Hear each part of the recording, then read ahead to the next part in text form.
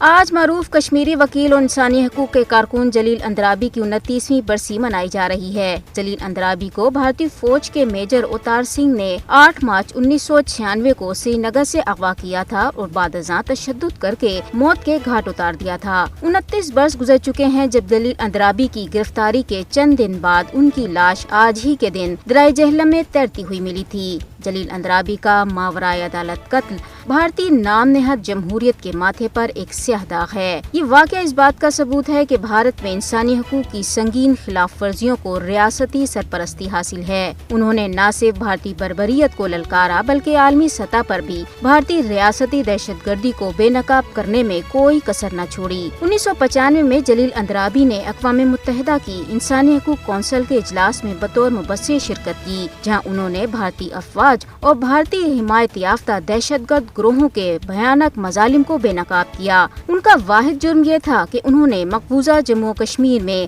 بھارتی فوجیوں کے ظلم و ستم کو بے نقاب کیا اور عالمی سطح پر مظلوم کشمیریوں کی آواز بنے۔ 3 دہائیاں گزر جانے کے باوجود ان کے اہل خانہ آج بھی انصاف کے منتظر ہیں۔ بھارتی حکمرانوں نے اقوام متحدہ کی قراردادوں کے تحت کشمیری عوام کے حق خودارادیت کو دبانے کے لیے ظلم و جبر کی تمام حدیں پار کر دی ہیں، مگر کشمیری عوام کی جدوجہد آج بھی جاری ساری ہے۔ جلیل اندرابی اپنی آخری سانس تک مقبوضہ جموں کشمیر میں بھارتی فوجی جرائم کے شدید ناقد رہے۔ انہوں نے کشمیر کاز کے لیے اپنی جان قربان کی، تاہم بھارتی حکومت کے آگے سر تسلیم خم نہیں کیا۔ شہید جلیل اندرابی کو عالمی سطح پر شہید انصاف کا لقب بھی دیا گیا۔ ان کی قربانی کشمیری عوام کے لیے ہمیشہ مشعل راہ رہے گی۔ مقبوضہ کشمیر کے عوام جلیل اندرابی جیسے شہداء کی قربانیوں کو کبھی نہیں بھولیں گے۔ کشمیری عوام کا عالمی برادری سے مطالبہ ہے کہ وہ بھارت پر دباؤ ڈالے کہ وہ جلیل اندرابی اور دیگر انسانی حقوق کارکنوں کے قتل کی تحقیقات کر کے مجرموں کو انصاف کے کٹہرے میں لائے۔